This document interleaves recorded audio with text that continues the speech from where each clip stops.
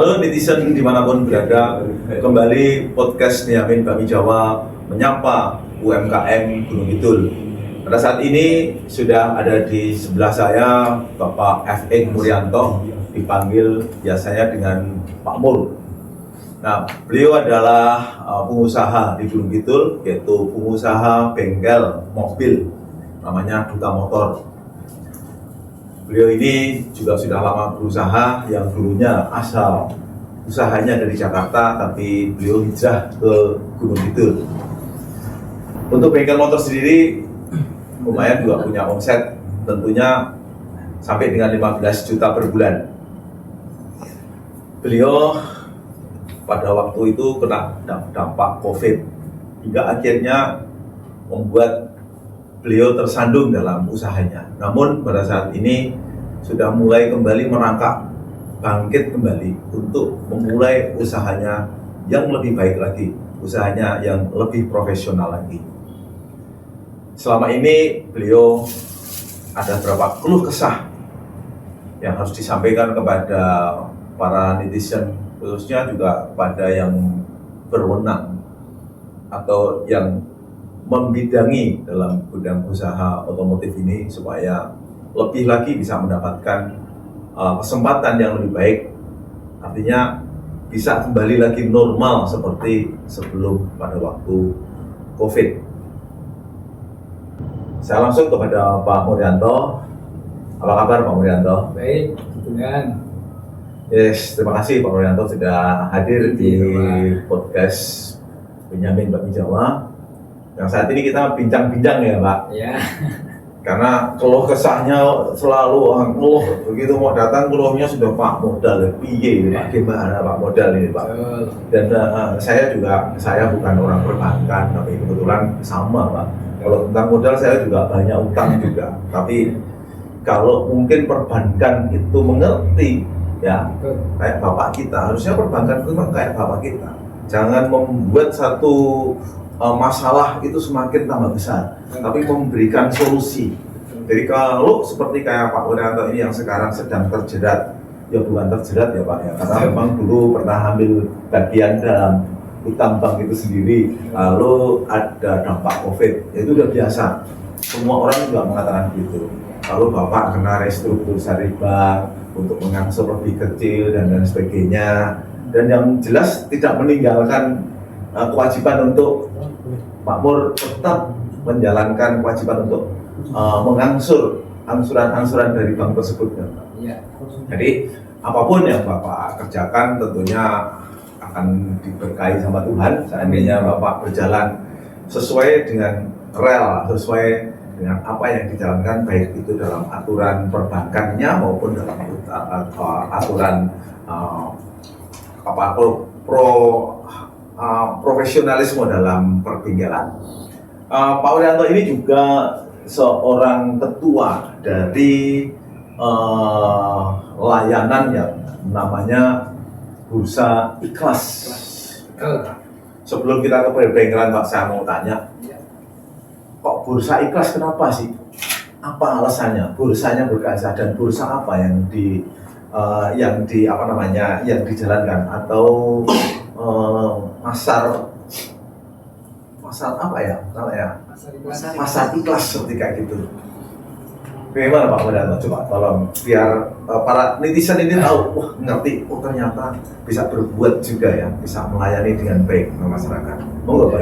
Ya, terima kasih, karena kan ini unik ya bagi saya untuk menerangkan tentang pasar ikhlas ini, karena pasar ikhlas ini terbentuk dengan tidak kesengajaan, karena yang berdampak COVID ini banyak yang mengeluh ke kita, ya kan. Terus kita tampung, bahkan kita nggak bisa ngasih solusi. Makanya kalau kita dulu kan sebenarnya ada pelaku usaha, pelaku UMKM. Dulu itu kan saya pernah bikin roti orang hajatan itu Pak, orang hajatan, terus rumah makan. Akhirnya sekarang dampak COVID ini banyak keluh kesah ke kita, sedangkan kita niatnya ikhlas untuk membantu. Maka seiringnya berjalannya waktu, kita bantu ikhlas, anggota semakin banyak, semakin minta pencerahan ke kita.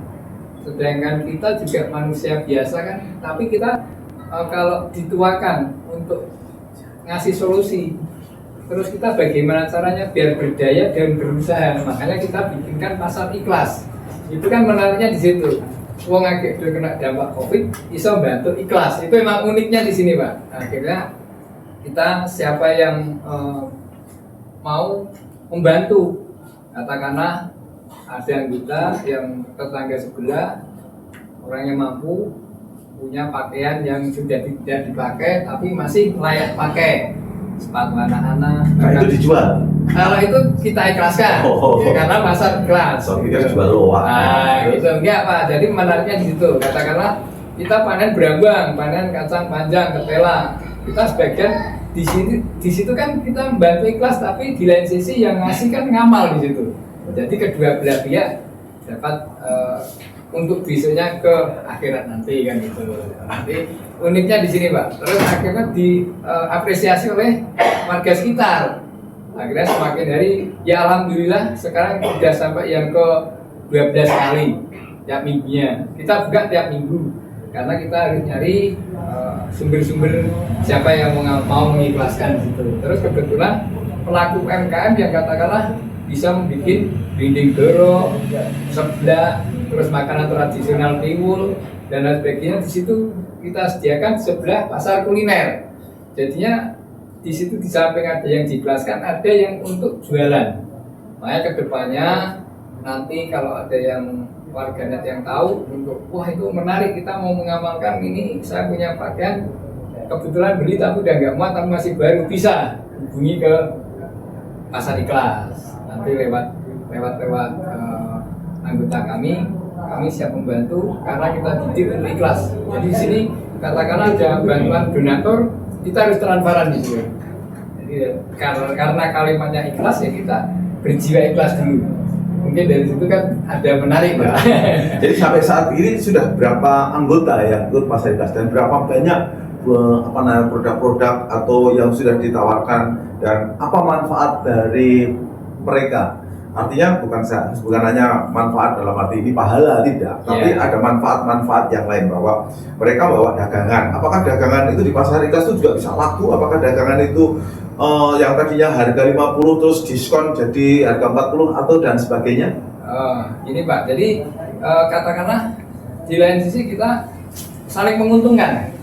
Katakanlah ibu ini jualan sayur kita jangan beli ke pedagang, jatuhnya mahal, kita beli ke petani. Otomatis di pasar ikhlas harganya lebih murah, relatif murah. Bahkan keuntungannya warga sekitar, bahkan orang lain yang lewat belanja itu bisa beli satu kali, bisa 1 minggu karena harganya murah. Mereka kan borong, maka langsung habis di situ. Makanya kita buka tiap minggu, di situ pasti diserbu. Di situ. Jadi istilahnya pasar ikhlas ini bisa memotong mata rantai yang panjang yang tadinya harus lewat tengkulak, ada beberapa tengkulak, tapi ini langsung dari para petani. Jadi makanya ini langsung dari para petani. Kan ini lebih terjamin bahwa harga dari petani itu dijamin akan lebih murah daripada harga lewat tengkulak.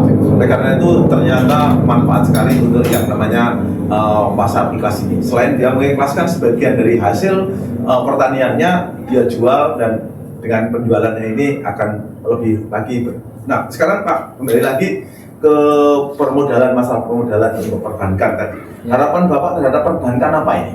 Ya karena kita pelaku usaha yang kena dampak tadi, seringkali saya utarakan. Karena kan kalau mau ambil pinjaman kan rapotnya udah merah, otomatis kan kita nggak bisa bergerak. Sedangkan usaha kita kan jalan tetap bisa ngatur.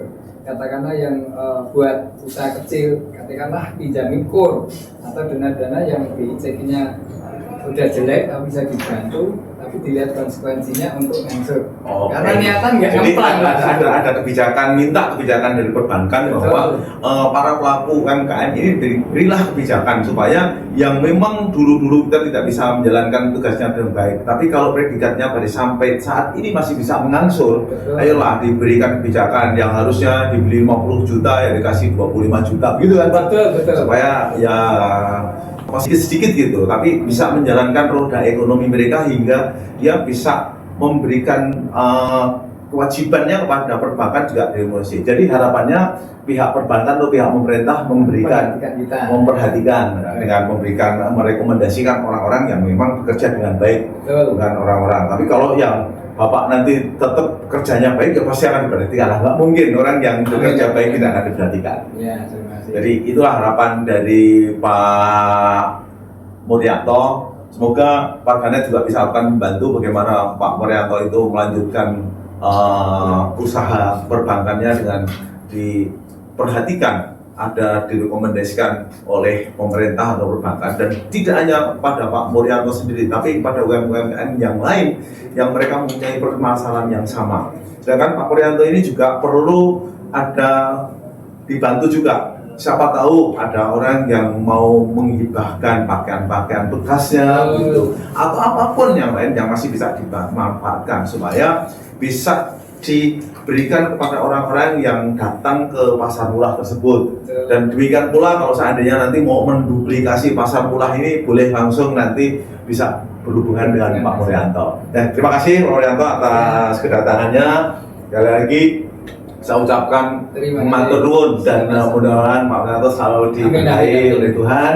Dan salam hormat buat keluarga. Terima kasih Pak Muryanto. Ya, begitu warganet. Terima kasih atas perhatiannya.